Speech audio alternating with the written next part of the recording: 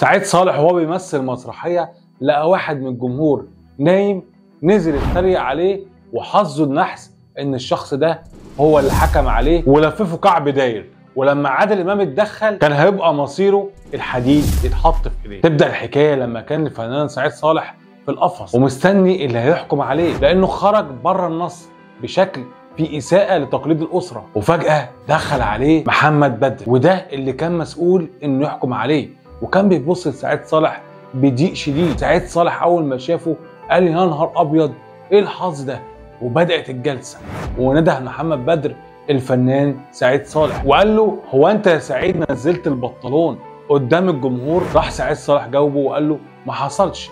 فجاه لقى محمد بدر زعق له وقال له اقف وانت بتكلمني. كل القاعه كان وقتها كانوا مستغربين طريقه تعامل محمد بدر مع سعيد صالح، وكان عادل امام حاضر في الجلسه ومستغرب وبيبص على اللي بيحصل باستغراب جدا. فقام سعيد صالح ورد وقال له برضه ما حصلش، وفضل واقف.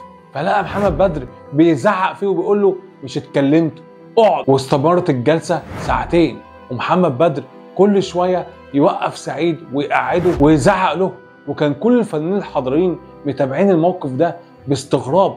وفجاه قرر محمد بدر ان سعيد صالح يفضل في القفص وتتاجل الجلسه. وبعد انتهاء الجلسه راح عادل امام لسعيد صالح وقال له هو في ايه يا سعيد، الراجل ده حطك في دماغه ليه؟ سعيد صالح رد عليه وقال له تخيل يا عادل ان الراجل ده حضر مسرحيه ليا وكان نايم وانا نزلت اتريقت عليه. عادل امام استغرب وقال له ايه الحظ ده يا سعيد، طب بص سيبنا اتصرف معاه.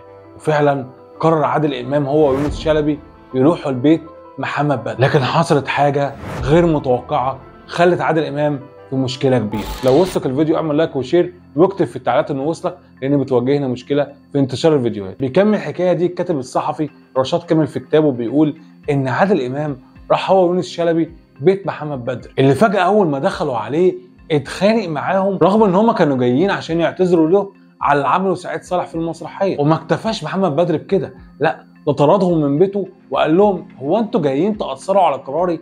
وبعد ايام انعقدت الجلسه تاني، فطلب وقتها عادل امام الكلمه وقعد يعتذر لمحمد بدر ان هو كان جاهل ومش فاهم ان ده غلط. وقعد يدافع عادل امام قدام كل الفنانين في الجلسه وقال ان اللي بيحصل مع سعيد صالح تضييق للفكر المصري والابداع، وده اللي خلى محمد بدر يتضايق تاني ويسكت عادل امام.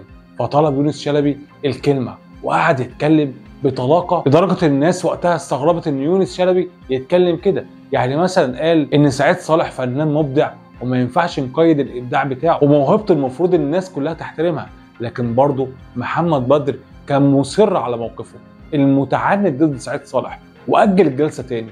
لكن المره دي اغلب الكتاب كتبوا مقالات ضده واضطر وقتها انه يسيب الموضوع ويتولى غيره الامر، وقرر وقتها انه يفرج عن سعيد صالح اللي وقتها قعد يعيط لانه فعلا اتبهدل. لكن دي مش اول مشكله تواجه مشوار سعيد صالح، والحكايه المره دي بيقولها سعيد صالح للكاتب رشاد كامل وبيقول انا كنت بخلص مسرحيه حلو الكلام ومروح بيتنا عادي، وبالصدفه قابلت صديقي الفنان صبري عبد المنعم وكنا بنتكلم وفجاه لقيت واحد بيقول لي هو ايه يا سعيد مش هتبطل تعط في السيده؟ انا وقتها استغربت واتضايقت ازاي واحد يكلمني كده، وقلت له انت مين؟ فلقيته بيضربني بالبنيه بصدري وبيقول لي لم نفسك يا سعيد، فغلطت فيه ولقيته شدني على البق. لكن بعد كده لبسنا قضيه انا وصبري عبد المنعم، لكن اتنشر عكس الكلام ده وبيتقال ان حصل كبسه على سعيد وكان بيشرب هو مجموعه من الفنانين. لكن بعد كده افرج عن سعيد صالح وكمل حياته عادي. لكن في سنه 1995 كانت المشكله الاهم لسعيد صالح لما اتمسك في وقر جديد وهو وقر الاسكندريه هو ومدير اعماله والفنان صاحبه سعيد طرابيك. المره دي لبس سعيد صالح سنه كامله وخرج منها باعجوبه سعيد طرابيك. واول ما خرج سعيد صالح بعد السنه دي استقبله عادل امام وخده من ايده وخلاه يمثل معاه فيلم بخيت وعديل عشان يرجعه تاني التمثيل.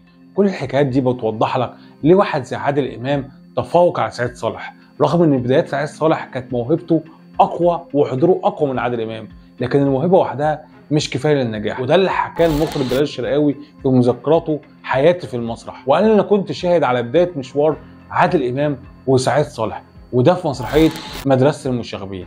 سعيد صالح كان شله الليل والانس هي اللي محركاه وهي اللي ضيعته برضه، لكن عادل امام كان فاهم كويس. وبيكمل جلال الشرقاوي بيقول انه اخرج لسعيد صالح المسرحيه وكان شخص موهبته جامحه، لكن برضه كان بلا فكر او انضباط ومش بيفكر، وممكن يزودها في الافيهات بدون ضوابط، وده اللي خلى المسرحيه دي تتقفل. عكس عادل امام اللي كان عارف طريقه واختار مسرحيه شاهد ما شافش حاجه تبقى نقطه انطلاقه. لكن مش بس الجموح والحياه الغير المنضبطه هي السبب في ان سعيد صالح يسبقه عادل امام، لكن فن اختيار الاعمال، ودي كانت نقطه قوه عادل امام. فخليني احكي لك حكايه توضح لك الكلام ده. في يوم كان عادل امام قاعد بيتفرج على التلفزيون عادي، وفجاه لقى فيلم في احد القنوات لسعيد صالح بيمثل فيه، وكان اول مره يشوف الفيلم ده وكان فيلم هابط. فكلم فورا سعيد صالح وقال له: هو في ايه يا سعيد؟ في فيلم شغال، هو انت مثلته امتى؟ هو انت بتعمل في نفسك كده ليه يا سعيد؟ فضحك سعيد صالح وقال له: ده انا هوريك، هو انتوا شفت حاجه؟ حكايات سعيد صالح وعادل امام هتفضل درس لكل موهوب ان موهبه قليله مع ذكاء ومجهود كبير احسن من موهبه بلا عقل ولا انضباط. لكن انصار وجمهور سعيد صالح بيقولوا انه كان مظلوم وانه لبس كل ده لانه كان جريء في مسرحياته وبيلقح على الكبار. في نهايه الفيديو عايز اقول لكم احنا في رمضان هنعمل فقره جديده اسمها مسلسلات زمان، هنتكلم على الكواليس الجديده للمسلسلات اللي نجحت في رمضان، خاصه المسلسلات بتاعه زمان واسرار المواقف اللي حصلت بين النجوم في المسلسلات دي. في نهايه الفيديو هل انت شايف فعلا سعيد صالح كان مظلوم ولا لا؟ وايه سبب تفوق عادل امام على سعيد صالح؟ شاركونا برايكم في التعليقات، ولو عجبك الفيديو اعمل لايك وشير، وطبعا صفحتنا على الفيسبوك وقناتنا على اليوتيوب وقناتنا على تيك توك.